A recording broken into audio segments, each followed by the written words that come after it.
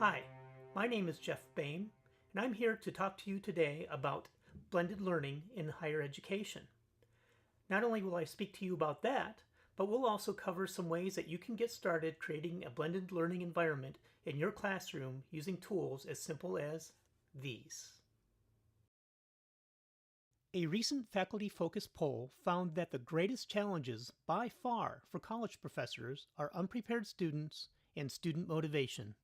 However, in another study, first-year undergraduate students said that the value of the virtual environment lay in promoting connectedness, they're being better prepared for class, as well as they're having more opportunities to reflect and discuss topics away from class. The youth of today are the digital generation. Face it, students of all ages are tethered to their internet devices and have chosen to be slaves to social networking. So, why not take advantage of their addiction in order to educate them? Okay, you say. Other than using technology, what is blended learning?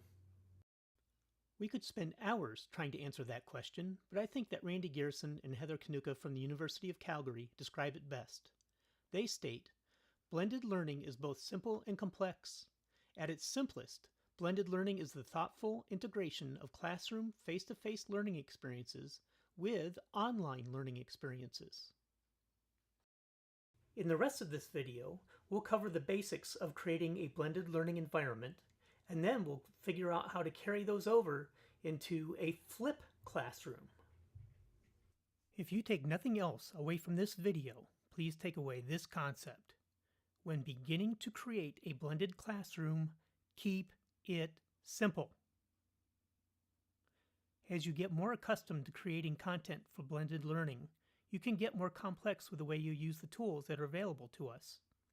So, the first time you create a blended learning course, perhaps the best approach is to begin by simply posting your syllabus online and then creating quiz content for the semester.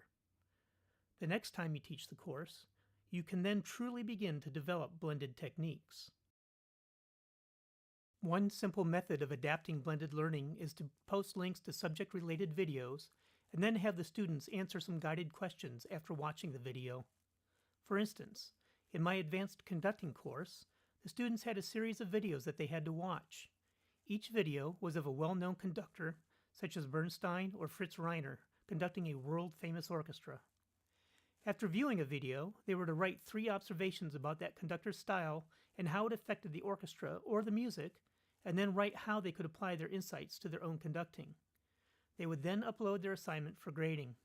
As a next step, we would sometimes discuss their observations in class and watch the video together, at which time I would either point out anything that I thought they were missing, or I would simply reinforce their own observations. This assignment proved to be a worthwhile use of technology in that particular classroom because students had to apply their knowledge of the subject and be able to engage with it in an intelligent manner. Student engagement is the whole point of our next segment, the flipped classroom.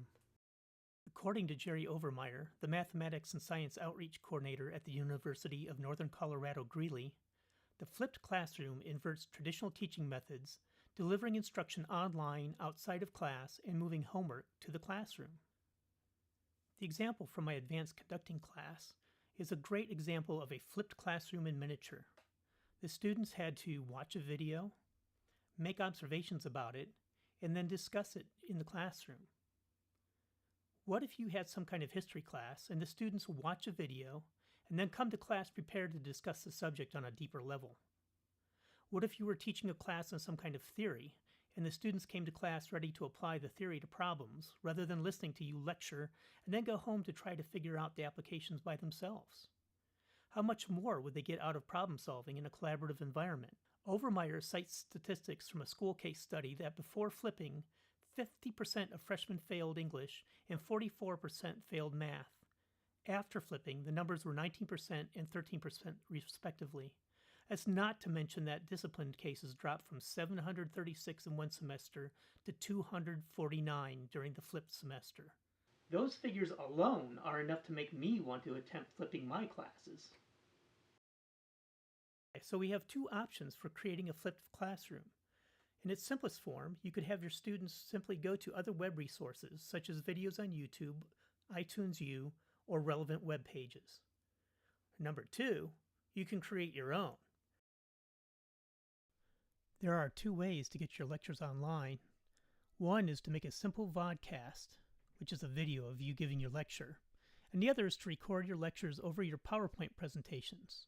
Both are relatively easy, and you could even make videos of you lecturing and embed those into your PowerPoint presentations.